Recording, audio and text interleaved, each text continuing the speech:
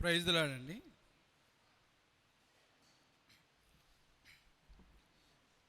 చిన్న ప్రార్థన చేసుకుందాం అండి. మమ్మల్ని మిక్కిలిగా ప్రేమించిన మా ప్రియపరలోక తండ్రి, పరిశుద్ధులకు యేసయ్య, మీ బలమైన గొప్పదైన గణనామను బట్టి మీకే ఎంతగానో వందనాలు స్తోత్రాలు చెల్లించుకుంటూ ఉన్నాం. ఈ సమయంలో ప్రభా, మీ విడలంగా మీ స్వరక్తం ఇచ్చి సంపాదించి కొన్నటువంటి మీ సంఘంగా మిమ్మల్ని ఆరాధించడానికి దేవా చేరి వచ్చిన మీ బిడ్డలందరిని బట్టి మేము స్తుతించుకుంటూ ఉన్నాం. దేవా, ఈ సమయంలో మరి సర్వలోకంలో జరుగుతున్న పరిచర్యను దేవా మీరు దీవించి ఆశీర్వదించండి. పరిచర్య కొరకే పంపబడినటువంటి వారిని మీరు అద్భుతంగా మీరు వాడుకొని దేవా అనేకమైన ఆత్మలు పట్టబడినట్లు దేవారి సాధనాలుగా మీరు చేసుకోమని మీ పాదాల ఎదుట బతిమాలుకుంటూ ఉన్నాం. అదేవిధంగా మరి ఈ సమయంలో మీ వాక్యాన్ని విని మిమ్మల్ని గొప్పగా మిమ్మల్ని ఆరాధించడానికి దేవా కృప చూపించండి, సహాయం చేయండి. మీ వాక్యం వినబడినట్లు దాన్ని అర్థం చేసుకున్నట్లు దేవా ఆత్మతో సత్యంతో నింపడిన వారమై మీ యొక్క పరిశుద్ధాత్మ చేత మిమ్మల్ని ఆరాధించుటకు మా అందరినీ మా ప్రాణాత్మ దేహాలను మీ సిద్ధపరచమని దేవా నన్ను మీ సులువు సాటును మరుగుపరచుకోమని మా ప్రభువుని పిరక్షుడు యేసుక్రీస్తు నామమున అడిగి ప్రార్థించి అడుగుచున్నాను తండ్రి, ఆమేన్.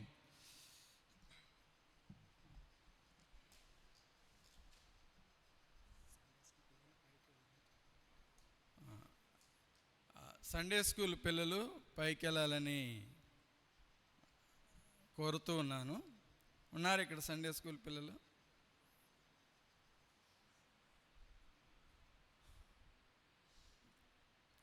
సరే. కీర్తనలు 36వ అధ్యాయము. కీర్తనలు 36వ అధ్యాయము. కీర్తనలు 36వ అధ్యాయము. మనకి కీర్తనలో 1వ అధ్యాయం 12 వచనాలు ఉంటాయి. కీర్తనలు 36, ఇందులో మనకి 12 వచనాలు ఉంటాయి. ఇక్కడ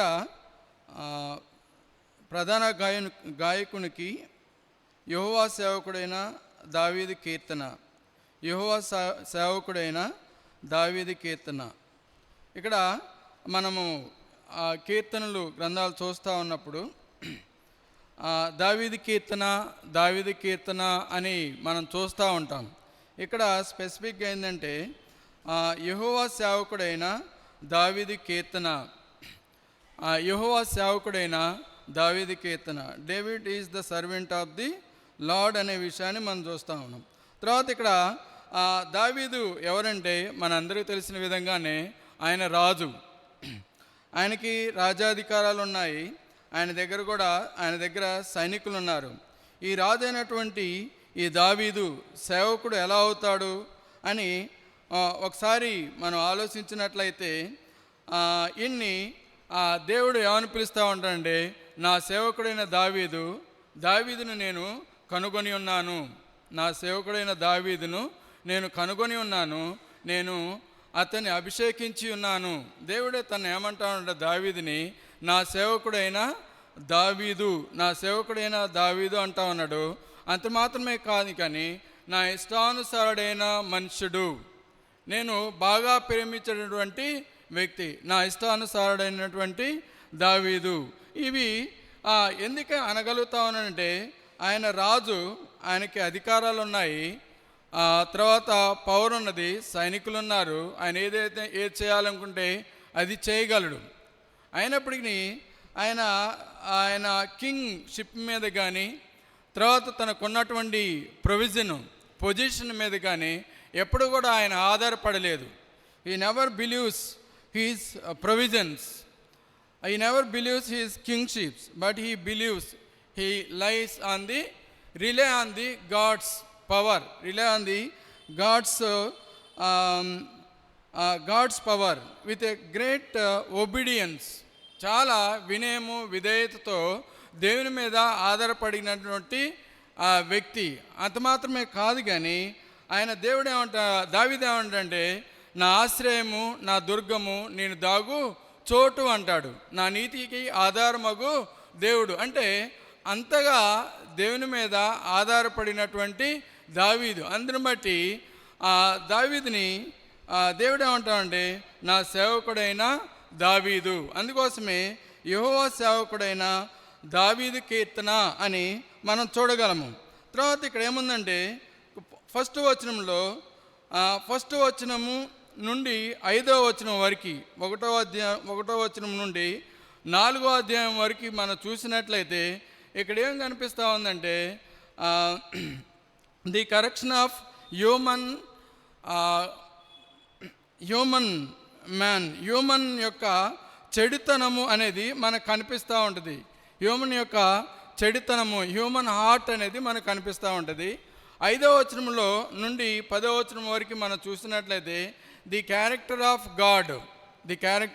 గాడ్ అంటే దేవుని యొక్క గుణలక్షణాలు, దేవుని యొక్క స్వభావం అనేది మనకు అర్థమవుతుంది. అదేవిధంగా 11వ వచనం నుంచి 11 నుండి 12వ వచనం మనకి ఏం కనిపిస్తుందంటే the confident of the servant of God, ఆయన యొక్క సర్వెంట్ యొక్క ధైర్యము, ఆయన యొక్క కాన్ఫిడెంట్ని మనం చూడగలము. ఈ మూడు మాటలను బట్టి కీర్తనలు మనం ఈ 36వ కీర్తన మనము ధ్యానం చేసుకోవచ్చు అనమాట. ఫస్ట్ వచ్చిన మనం చూసినట్లయితే భక్తిహీనుల హృదయంలో అతిక్రమము దయోక్తి వలె పలుకుచున్నది అంటాడు. భక్తిహీనుల హృదయంలో అతిక్రమము దయోక్తి వలె పలుకుచున్నది అంటే మానవుని యొక్క హృదయము దుష్టత్వంతో, భక్తిహీనతతో, ఆ వికెడ్నెస్ అనేది ఎంత భయంకరంగా ఉన్నదో అనే విషయాన్ని మనం అర్థం చేసుకోవచ్చు. అంటే ఇక్కడ దేయోక్తి అనే మాటను మనము ఎక్కడ ఉపయోగిస్తామంటే దేవునికి మాత్రమే ఉపయోగిస్తాము. దేయోక్తి అనే మాట దేవునికి మాటలకు మాత్రమే ఉపయోగిస్తాము. దేయోక్తి అనేది దేవుని యొక్క పలుకులు. ఈ మాటలు ఎలా ఉంటాయంటే నిరంతరము నిలిచి ఉండేటువంటి మాటలు, శాశ్వతమైనటువంటి మాటలు, నిత్యము నిలిచి ఉండేటువంటి మాటలు, జీవాన్ని పుట్టించిన మాటలు, సమాధానాన్ని కలిగించే మాటలు, తర్వాత ఆదరణ కలిగించేటటువంటి మాటలు. ఈ దేవుడు ఎవరంటే నమ్మకమైనటువంటి సత్యసాక్షి, తర్వాత దేవుని సృష్టికి ఆదియునైనటువంటి వాడు. ఆమెన్ అనువాడు చెప్పే పలుకులుకి ఈ దేయోక్తి అనే పదము ఉపయోగించడం అనేది జరుగుతుంది. అయితే ఇక్కడ భక్తిహీన సంబంధమైనటువంటి మాటలు, అతిక్రమము, దుష్టత్వము, చెడుతనమును చెప్పడానికి, భక్తిహీన సంబంధమైనటువంటి మాటలు పలకటానికి ఇక్కడ ఎలా పలుకుతూ ఉన్నారంటే భక్తిహీన సంబంధమైనటువంటి మాటలు దేయోక్తి వలె పలుకుతూ ఉన్నారు. ఈ భక్తిహీన సంబంధమైనటువంటి మాటలు ఎలా పలుకుతూ ఉన్నారంటే దేయోక్తి వలె. ఇది భక్తిహీనత అనేది దేవునికి సంబంధించినటువంటి మాటలు చెప్పడానికి ఉపయోగించేది. కానీ ఈ దుష్టత్వము, భక్తిహీనత, వికెడ్నెస్ అనేది ఇక్కడ ఎంత భయంకరమైనదో అనే విషయం మనకు అర్థం అవుతూ ఉంది. అంటే వానిలో అపరాధ భావము అనేది మనకి ఎక్కడ కూడా కనిపించట్లేదు. దేవుని భయము, భక్తి అనేది మనం ఎక్కడా కూడా కనిపించట్లేదు. వాటిలో ఎలాంటి దోషారోపణ చేయటం లేదు. దీని అంతటికీ కారణం ఏంటంటే వాని దృష్టి ఎదుట దేవుని భయము భక్తిగా లేదు. వానిలో దేవుని భయం లేకపోవటాన్ని బట్టి ఆ దుష్టత్వానికి అంటే భక్తిహీనతకు సంబంధించినటువంటి మాటలన్నిటిని కూడా వాడు ఎలా పలుకుతా ఉన్నాడంటే దేయోక్తి వలె పలుకుతా ఉన్నాడు. కారణం ఏంటంటే వానిలో దేవుని భయము లేదు అనే విషయము మనకు అర్థమవుతూ ఉంది. అంటే ఇంక అంత మాత్రమే కాదు, కానీ ఆయన దాసులుగా సేవకులని, ఆయన మీద ఆధారపడినటువంటి వారిని ఈ లోక దుష్టత్వం నుండి దేవుడు తన దాసుల్ని ఏ విధంగా భద్రపరుస్తారో అనే విషయాన్ని మనకు అర్థమవుతూ ఉంది. ఇక్కడ మనం చూసినట్లయితే చూడండి, 2వ వచనంలో మనం చూసినట్లయితే వాని దోషము బయలుపడి అసహ్యంగా కనపడే వరకు అది వాని దృష్టి ఎదుట వాని ముఖస్థుతి చేయుచున్నది.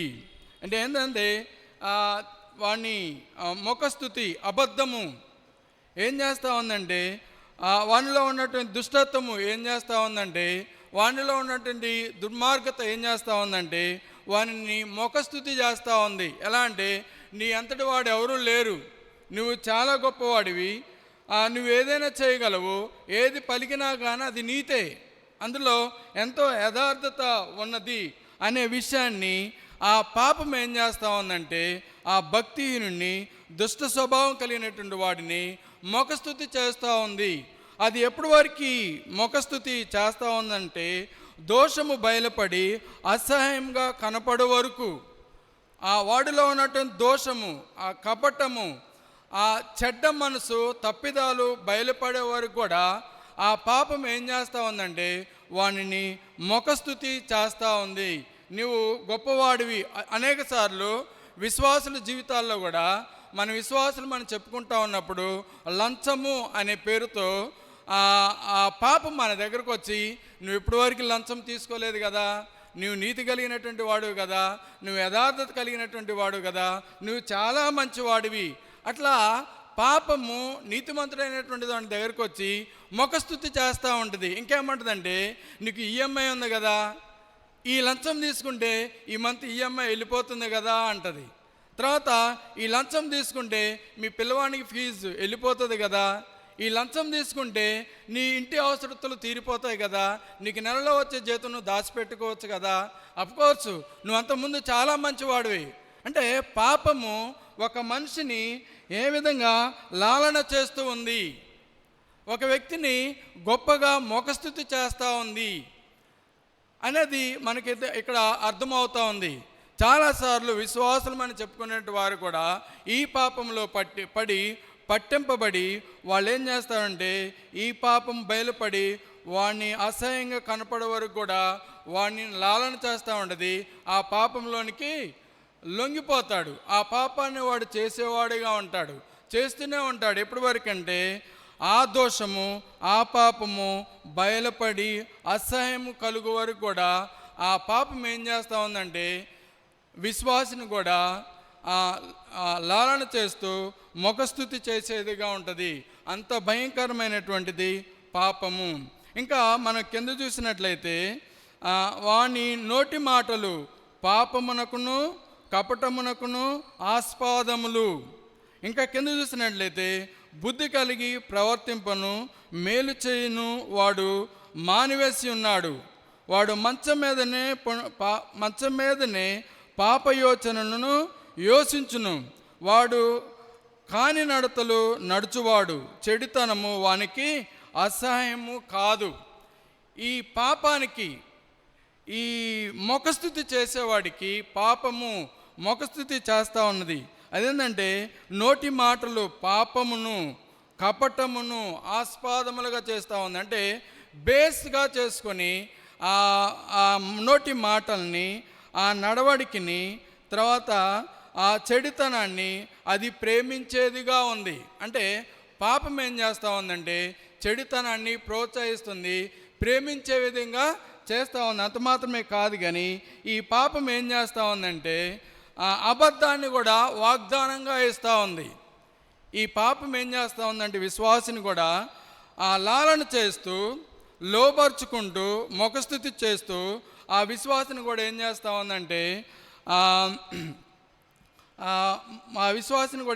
ఉందంటే లోపరుచుకుంటూ ఆ విశ్వాసికి పాపము, చెడు ఆలోచనని వాగ్దానంగా కూడా ఇస్తూ ఉంది. ఇలాంటి ఆ భక్తిహీన సంబంధమైనటువంటి మనుషుల మధ్యలో దావీదు భక్తిహీన సంబంధమైనటువంటి పని చేసి శ్రమ పొందుతూ ఉన్నటువంటి ఆ జీవితంలో ఆ భక్తిహీనమైనటువంటి ఆ వ్యక్తుల మధ్యలో దావీదు ఏం చేస్తా ఉన్నాడంటే దావీదు దేవుని యొక్క కృపను వెతుకుతా ఉన్నాడు, దేవుని యొక్క మంచితనాన్ని ఆయన వెతుకుతా ఉన్నాడు. చూడండి, ఇక్కడ 5వ వచనంలో మనం చూసినట్లయితే, యెహోవా నీ కృప ఆకాశము నంటుచున్నది, నీ సత్య సందత్వము అంతరిక్షమును నంటుచున్నది. చూడండి, దావీదు ఎక్కడున్నాడు? ఆయన భక్తిహీనమైనటువంటి ప్రజల మధ్యలో ఉన్నాడు. ఆయన భక్తిహీన సంబంధమైనటువంటి క్రియలను బట్టి ఎన్నో శ్రమలను అవమానాలను పొందినటువంటి వాడుగా ఉన్నాడు.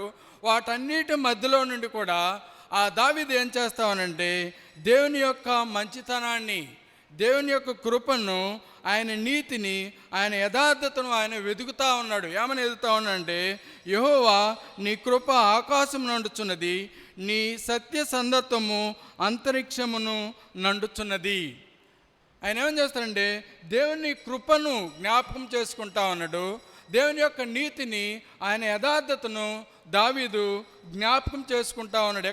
ఎక్కడుండి జ్ఞాపకం చేసుకుంటా ఉన్నాడంటే భక్తిహీనమైన ఆ జనము మధ్య, భక్తిహీనమైనటువంటి మాటలు దయోక్తి వలె పలుకుతున్నటువంటి జనాల మధ్యలో ఉండి ఆయన ఏం చేస్తా ఉన్నాడంటే దేవుని యొక్క ఆ క్యారెక్టర్ని జ్ఞాపకం చేసుకుంటా ఉన్నాడు. దేవుని యొక్క క్యారెక్టర్ని, దేవుని యొక్క గుణాలను, దేవుని యొక్క మంచితనాన్ని, దేవుని యొక్క స్వభావాన్ని ఆయన ఏం చేస్తానండి జ్ఞాపకం చేసుకుంటా ఉన్నాడు. దేవుని కృప ఎలాంటిదంటే దేవుని కృప, ఆయన నీతి, ఆయన యథార్థత బ్యాలెన్స్ అయ్యేది ఎక్కడంటే యేసు ప్రభు వారి దగ్గర అవి బ్యాలెన్స్ అవుతాయి. మరి ఎక్కడ కూడా అవి బ్యాలెన్స్ అవ్వు. దేవుని ఎందుకంటే ఆయన కృపా సమృద్ధి కలిగినటువంటి దేవుడు, సత్య సమృద్ధి అయినటువంటి దేవుడు కృపా సత్య సంపూర్ణుడు కనుక ఆయన దగ్గరే ఈ కృప, ఈ సత్య సందత్వము, ఆయన నీతి, ఆయన యథార్థత అనేది బ్యాలెన్స్ అవుతూ ఉంది. ఒక పక్క కృప ఏమంటా ఉందంటే అతన్ని క్షమించు అంటా ఉంది. కృప ఏమంటా ఉందంటే ఇంకొకసారి అనుగ్రహం కలుగ చెయ్యి అంటా ఉంది.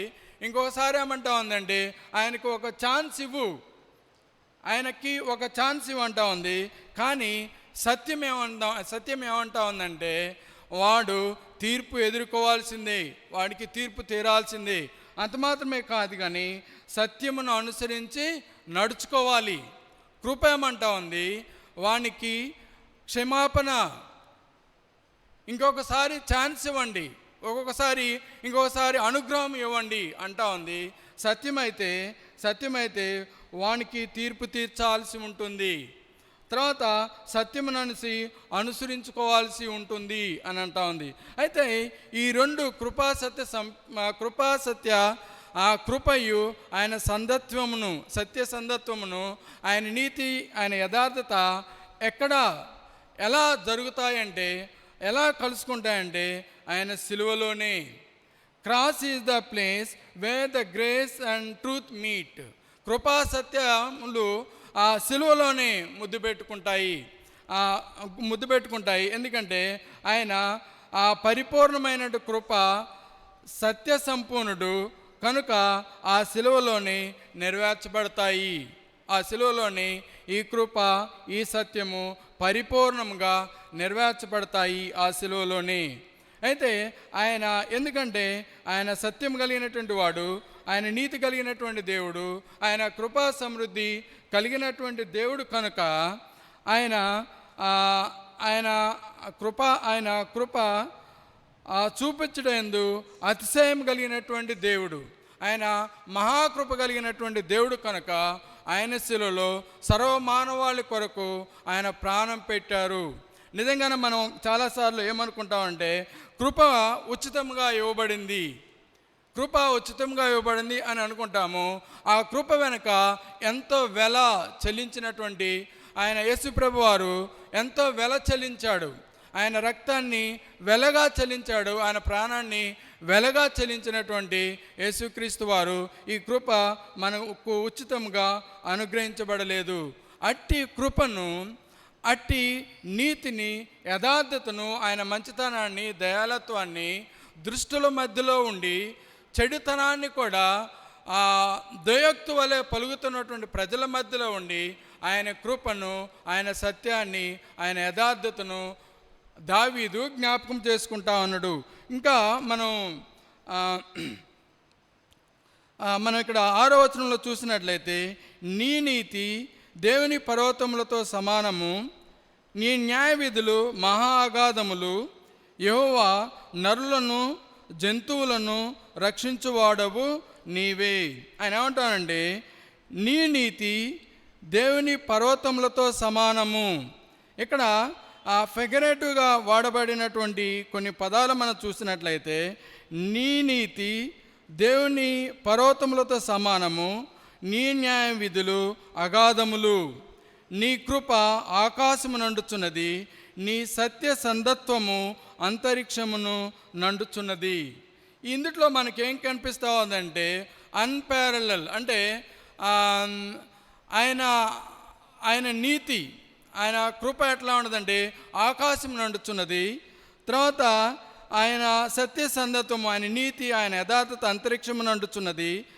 దేవుని నీతి పర్వతములతో సమానము, ఆయన న్యాయ విధులు మహాగాధములు. అంటే ఆయన నీతి, ఆయన యథార్థత, ఆయన మంచితనము, తర్వాత ఇవన్నీ కూడా ఆయన న్యాయ విధులు దేనికి సమానం కావు. ఆయనే సాటి, వీటికి ఎవరు కూడా సాటి సరిపోరు.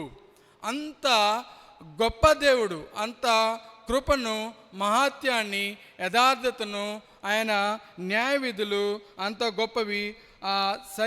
దేనితో కూడా పోల్చడానికి, ఏది కూడా వాటితో పోల్చడానికి సరిపోవు. ఒకవైపేమో కృప, ఒకవైపేమో సత్యం అనేది ఎక్కడ కనిపించట్లేదు, అంతా అసత్యమే కనిపిస్తూ ఉంది. ఇంకొక వైపు కృప అనేది ఎక్కడ కనిపించట్లేదు కానీ భక్తిహీనత అనేది కనిపిస్తూ ఉంది. మరొక వైపు నీతి, యథార్థత, న్యాయం ఎక్కడ కనిపించట్లేదు కానీ అన్యాయమే కనిపిస్తూ ఉంది. అయితే ఇలాంటి పరిస్థితుల్లో దావీదు ఏం జ్ఞాపకం చేసుకుంటా ఉన్నాడంటే ఆయన నీతిని, ఆయన యథార్థతను, ఆయన మంచితనాన్ని దావీదు జ్ఞాపకం చేసుకుంటా ఉన్నాడు. అంతేకాకుండా ఆయన ఏమంటా ఉన్నాడంటే చూడండి,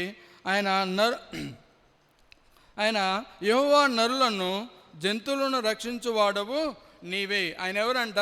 నరులను, జంతువులను, సమస్త జీవరాశులను కాపాడేటువంటి దేవుడు. ఆయన కాపాడేటువంటి దేవుడు.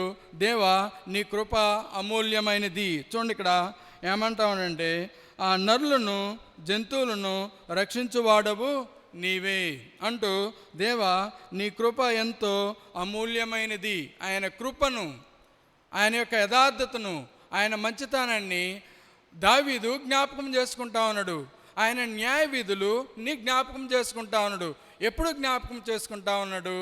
ఎప్పుడు జ్ఞాపకం చేసుకుంటా ఉన్నాడంటే ఆయన భక్తిహీన సంబంధమైనటువంటి ప్రజల మధ్యలో నుండి ఆయన దేవుని కృపను, ఆయన నీతిని, యథార్థతను ఆయన జ్ఞాపకం చేసుకుంటా ఉన్నాడు. తర్వాత మనం చూసినట్లయితే 8వ వచనము, నీ మందిరం యొక్క సమృద్ధి వలన వారు తృప్తి నొందుచున్నారు. చూడండి, నీ మందిరం యొక్క సమృద్ధి వలన వారు తృప్తి నొందుచున్నారు. నీ ఆనంద ప్రవాహములోనిది నీవు వారికి త్రాగనిచ్చుచున్నావు. ఆయన ఏమంటానండి, నీ మందిరం యొక్క సమృద్ధి వలన తృప్తి. ఆయన ఎక్కడో ఉండవలసినటువంటి వారము ఆయన ఏం చేశాడండి, మనల్ని ఆయన మందిరంలోనికి తోడుకొని వచ్చాడు. మనంతటిగా మనం ఎవరూ రాలేదు.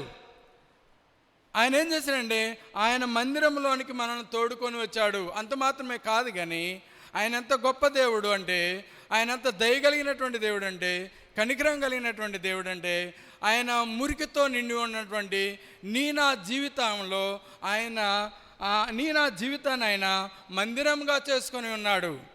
ఆయన నివసించే ఒక మందిరము. ఆయన ఏం చేశాడంటే మందిరంలోనికి తోడుకొని రావటమే కాదు కానీ ఆయన నిన్ను నన్ను ఆయన మందిరముగా, ఆయనకు నివాస యోగ్యమైనటువంటి హృదయాన్ని దేవుడు మనకు అనుగ్రహించాడు. అది ఆయన కృపను బట్టి మనకి అనుగ్రహించబడింది. మొట్టమొదటిగా మనం చూసినట్లయితే ఆయన మందిరంలో మనకి ఏం దొరుకుతుందంటే వాక్యము. ఆయన మందిరము చూడండి, నీ మందిరం యొక్క సమృద్ధి వలన ఆయన మందిరంలో మనకి ఏం దొరుకుతుంది? వాక్యం దొరుకుతుంది. అది ఎట్లా దొరుకుతుందంటే సమృద్ధిగా దొరుకుతూ ఉంది. ఆ రోజుల్లో దావీదుకి, కీర్తనాకారుడికి, యెహోవా సేవకుడైన కీర్తనాకారుడికి ఇంతగా వాక్యం దొరకలేదు. కానీ దేవుడు మనల్ని జ్ఞాపకం చేసుకున్నాడు. ఆ కృపలో ఆయన కృపను బట్టి ఆయన వెల చెల్లించాడు, ఆయన రక్తాన్ని వెలగా చెల్లించాడు. ఆయన రక్తంని వెలగా చెల్లించి మనలో ఉన్నటువంటి పాపాన్ని, ద్వేషాన్ని అంతటిని కడిగి పరిశుద్ధపరిచి ఆయన మనల్ని ఏం చేశాడంటే ఆయన మందిరంలోనికి తీసుకొచ్చాడు.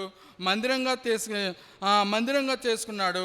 ఆయన మందిర సమృద్ధిని అనుభవింపజేయడానికి ఆయన వాక్యాన్ని కూడా మనకి అనుగ్రహించాడు. ఆయన మందిరంలో మొదటిగా మనకి ఏం దొరుకుతుందంటే వాక్యము. ఆ వాక్యం మనకి ఎట్లా దొరుకుతూ ఉందంటే సమృద్ధి అయినటువంటి వాక్యము.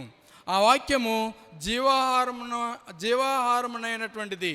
ఆ పరలోక మన్నా అటువంటి వాక్యాన్ని ఇచ్చి ఆయన మనల్ని ఏం చేస్తామనంటే తృప్తిపరుస్తూ ఉన్నాడు. ఆయన ఏం చేశాడంటే మందిరంలోనికి తోడుకొని వచ్చాడు. ఆయన్ని ఆయన మందిరంగా మనం చేసుకున్నారు. తర్వాత ఆయన మందిరంలో దొరికే వాక్యాన్ని, జీవపు వాక్యాన్ని, పరలోక మన్నా లాంటి దాన్ని పరలోక మన్నాతో మనల్ని ఏం చేస్తామనంటే ఆయన మనల్ని తృప్తిపరుస్తూ ఉన్నాడు. ఆయన మనల్ని ఏం చేస్తామనంటే తృప్తి పరుస్తూ ఉన్నాడు. మందిరంలో మనకి సమృద్ధి దొరుకుతూ ఉంది. అంత మాత్రంలో కాదు, కానీ మందిరంలో మనకి ఏం దొరుకుతూ ఉందంటే ఆయన సహవాసము. ఆయన రక్తం చేత కడగబడినటువంటి బిడ్డలతో మనకి సహవాసాన్ని, ఆయనతో సహవాసాన్ని, ఆయన బిడ్డలతో కూడా మనకి సమృద్ధి అయినటువంటి సహవాసాన్ని మనకు అనుగ్రహిస్తూ వస్తున్నారు. అంటే ఈ వాక్యము మనకి యూట్యూబ్లో దొరకవచ్చు, తర్వాత మైక్ ద్వారా కూడా వినొచ్చు. అయితే ఈ వాక్యాన్ని మనం వినగలం, కానీ దేవుని మందిరానికి మనం వచ్చినప్పుడు దేవునితో సహవాసము మనకు దొరుకుతుంది. దేవుని బిడ్డలతో సహవాసం కూడా మనకి దొరుకుతూ ఉంది. అందుకోసమే దావీదు కీర్తనకారుడు ఏమంటానంటే దేవుని మందిరము ఏమంటానంటే నీ మందిరంలో ఉన్నటువంటి సమృద్ధిని అత్యధికంగా ఏమంటాను దావీదు ఏమంటానంటే దేవుని మందిరంలో సమృద్ధి అత్యధికంగా ప్రేమించిన దేవుని యొక్క మందిరంలో ఉన్నటువంటి సమృద్ధిని అత్యధికంగా ప్రేమించినటువంటి వాడు ఎవరంటే దావీదు. దాన్ని బట్టి అనేక పరిస్థితుల మధ్యలో, వ్యక్తుల మధ్యలో తను జీవిస్తూ ఉన్నప్పటికీ ఆయన ఏం చేస్తామంటే దేవుని యొక్క కృపను, ఆయన యొక్క మంచితనాన్ని, ఆయన యొక్క దయాలత్వాన్ని, ఆయన యొక్క నీతిని, యథార్థతను ఆయన జ్ఞాపకం చేసుకుంటా ఉన్నాడు. సో ఈ సమయంలో మనం కూడా ఆ రోజులో దావీదుకి దొరికిందో లేదో కానీ అంత సమృద్ధి అయినటువంటి వాక్యము దేవుడు మనకేం చేశారంటే దేవుని మందిరంలో ఆయన వాక్య సమృద్ధిని, ఆయనతో సహవాసాన్ని, ఆయన బిడ్డలతో కూడా సహవాసాన్ని మనకు అనుగ్రహించారు. అది ఎంత సరిపోయినదంటే అంత సరిపోయినటువంటిది, అంత సమృద్ధి, అంత గొప్ప సహవాసాన్ని దేవుడు మనకు అనుగ్రహించారు. సో అంత మాత్రమే కాదు, కానీ దేవుడు ఆయన బిడ్డల్ని ధైర్యపరిచేవాడు. ఆయన బిడ్డల్ని ఆదరించేటటువంటి దేవుడు. ఆయన వాక్యం ఏం చేస్తుందంటే ఆదరిస్తూ ఉంది, జీవాన్ని ఇస్తూ ఉంది, సమాధానాన్ని కలుగచేస్తూ ఉంది. సో ఈ సమయంలో ఇట్టి మాటలు మనకు జ్ఞాపకం చేసుకుందండి. దావీదు భక్తిహీనమైనటువంటి మాటలు పలికేవారితో ఉన్నప్పుడు దేవుని యొక్క కృపను, ఆయన నీతిని, ఆయన యొక్క యథార్థతను, ఆయన మంచితనాన్ని జ్ఞాపకం చేసుకుంటా ఉన్నాడు. తర్వాత ఆయన యొక్క మందిర సమృద్ధిని, ఆయన వాక్యాన్ని, ఆయన సహవాసాన్ని దావీదు జ్ఞాపకం చేసుకుంటా ఉన్నాడు. అయితే ఈ సమయంలో దావీదు ఏదైతే అనుభవించాడో అటువంటి అనుభవాన్ని దేవుడు మనకు అనుగ్రహించారు. ఎట్లా అంటే మనకి రక్షణ, మారు మనసు, పాప క్షమాపణ ఇచ్చారు. తర్వాత ఆయన కృపను చూపిస్తూ ఉన్నాడు. ఆయన నీతి, యథార్థతను మనకు అనుగ్రహించారు. తర్వాత ఆయన మందిర సమృద్ధిని, ఆయనతో సహవాసాన్ని, ఆయన బిడ్డలతో సహవాసాన్ని ఆయన మనకి అనుగ్రహించారు. ఈ కొద్ది మాటలతో ప్రభు అయినటువంటి యేసుక్రీస్తు వారిని ఆరాధన చేద్దండి. ఈ వాక్యాన్ని దేవుడు దీవించునుగాక. ఆమేన్.